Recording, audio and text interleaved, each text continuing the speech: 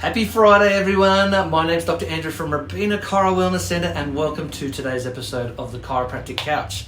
Now, I just wanted to jump on and chat to you today about Sever's disease. Now, Sever's disease is a swelling or irritation in the growth plate of the heel. Now, that sounds painful. Now, being a growth plate, this only happens in children, and the signs of that your child might have Sever's disease would be swelling of the heel, maybe limping or walking on tippy toes, pain when you squeeze the heel on both sides, and it's mainly found in those children who are going through a growth spurt or between the ages of sort of 9 and 14 years of age. And it's mostly found in people who do a lot of sport, like running, jumping, basketball, football, things like that. So how do you treat this? Well, I guess the first thing is you want to properly diagnose it as Sever's. It could be something else, but you're welcome to come into my office and I'm happy to look to see it, or we can refer you to a podiatrist to make sure that your child has Sever's so that you get the right person to look after you. But I'm going to give you some top tips for Sever's disease. Now, try and stay off the foot from weight-bearing exercises as much as possible, especially when they're in a lot of pain. I want you to consider getting them doing other exercises like swimming or cycling instead of running or jumping.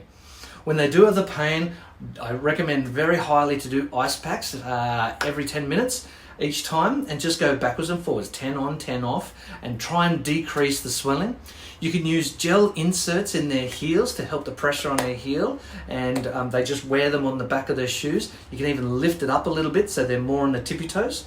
And chiropractors even know how to treat the leg and the pelvis and the feet to minimize the impact further up the spine and make sure that your child's spine is growing perfectly and they're getting the best growth possible, and make sure that they don't have any other ongoing issues later in life as well, because you don't want them to stop their sport and be upset that they're not hanging out with their friends. You know, my middle child Ashton, he had it, and so did a lot of his friends, but he was the best out of all of them because we did regular treatment and regular homework, and he was able to continue playing sport, where some of them they had to quit.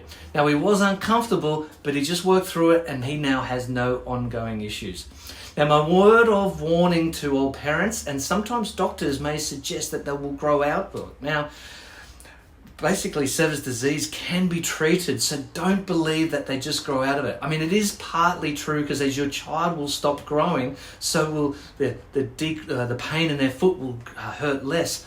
But you want it to slow down, okay? As I said before, you don't want them to suffer for months or years. It's totally unnecessary. And you know what? It might actually affect their mental well-being too. So my advice is, do not ignore it. Treat it properly. Allow your kids to have the best upbringing that they can possibly have without pain.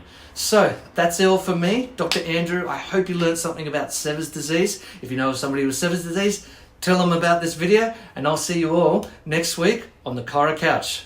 Bye for now.